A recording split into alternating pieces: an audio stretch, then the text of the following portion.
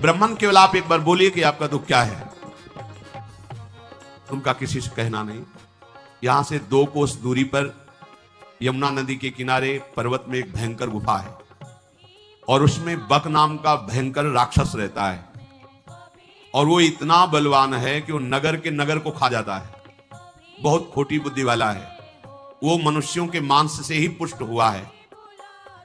प्रतिदिन पूरी प्रजा को अनाथ देख करके सब लोगों ने निश्चय किया है कि क्रम से इसको एक एक दिन का भोजन दिया जाएगा, जिससे पूरे नगर को मनमानिए नहीं खाएगा।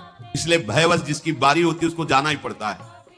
और आज हमारी बारी है ना, हमारे पास इतना विशाल का भोजन है, इतनी गाड़ी चावल हो सब, और हम गरीब ब्राह्मण है, 200 भैंसे कहां से खरीदे। और हम जाएंगे तो हमको भी खा जाएगा, नहीं जाएंगे तो पूरे मोहल्ले को खा जाएगा।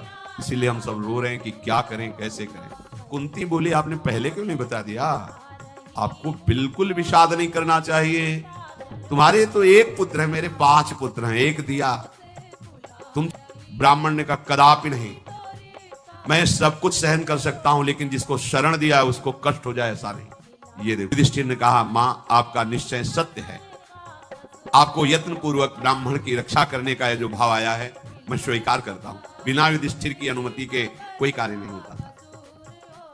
अब ब्राह्मण की रक्षा के लिए भीमसेन ने मां को प्रणाम किया।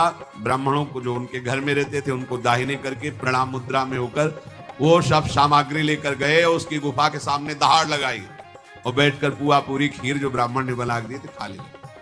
और निकला राक्षस, उसने देखा कि ये मेरे लिए लाया हुआ भोजन तो स्वयं चट कर रहा है, तो वैसे वैसे तो दिखाई नहीं दिए। बहुत क्रोधित हुआ। भीमसेन भोजन करे तो आया और दोनों हाथ से घूंसा बांधकर भीमसेन की पीठ पर प्रहार किया। हो गया।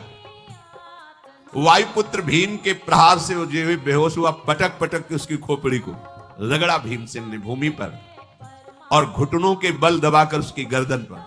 थोड़ी देर में उसके प्राण निकल गए। जब प्राण निकलते समय चिल्ला रहा था तो जैसे फटा नगाड़ा आवाज दी, ऐसी आवाज उसकी हो रही थी। पूरे नगर में हाहाकार मच गया, ये आवाज कैसी है? हड्डी हड्डी को तोड़ के रख दिया उस बक नामक असुर की। इसके बाद जो नगर का प्रधान दरवाजा था वहां जाकर उसको पटक दिया। हाथ पैर धोकर सरोवर से शांत होकर के आए और ब्राह्मण से कहा, चैन से रहो, अब कभी कोई नंबर नहीं आएगा।